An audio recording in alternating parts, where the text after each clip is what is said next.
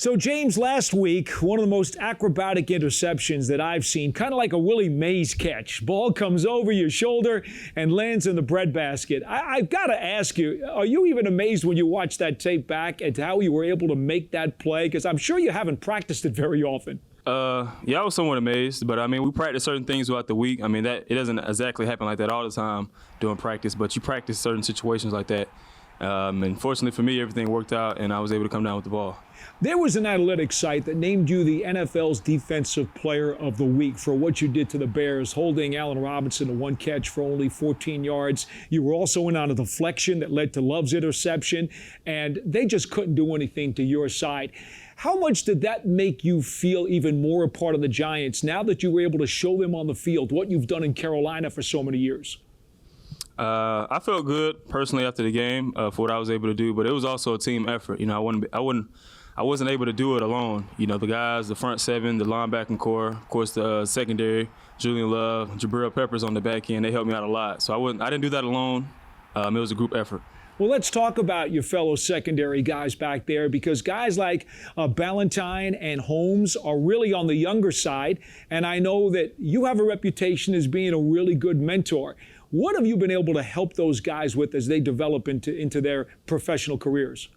Well, we're all learning a new system, so we're all learning on a daily basis. But I've been able to help them as far as like breaking down film, you know, what to look for with certain formations and certain receiver splits and stuff. Defense is all about situational football, and a lot of things happen in certain situations, so you got to be prepared for it when it comes up. So I just always try to forewarn them and try to give them a heads up on certain things that'll come up throughout a game.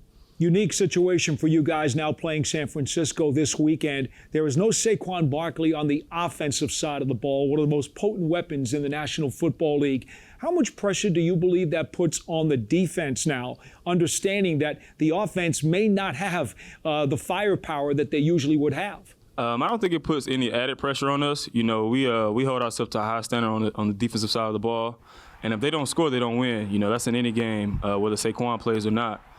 So that's our goal week in, week out, is to make sure they don't score on offense.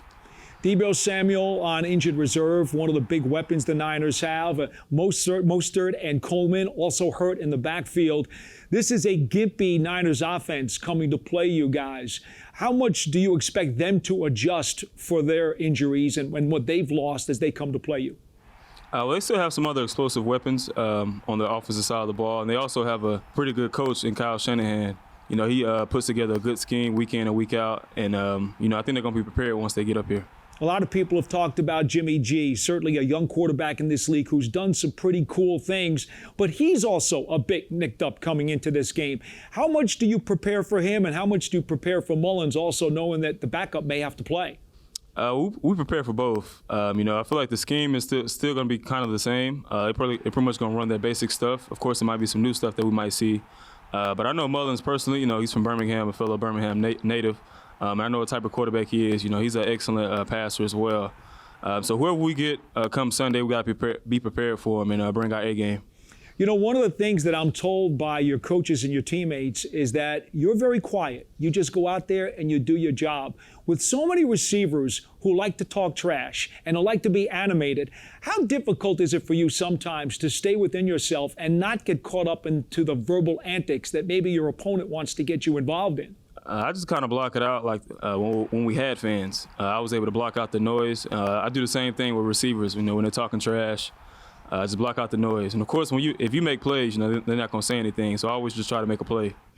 Well, do you sense that this defense is now starting to get some swagger, the kind of swagger that's necessary to start locking down guys? Right now, you guys have given up the fourth fewest amount of total yards of any defense in the National Football League. I don't think we've hit our stretch yet where we want to be. We feel like we can be even more dominant than we have in the past. We just got to keep it going. You know, it's still early in the season. Don't want to get ahead of ourselves and start saying who we are, who we're better than, and stuff like that. You know, you just want to go out there and be able to dominate Sunday every time you step on the field. James Bradberry, thank you so much for your time. We wish you the best of luck. Thank you.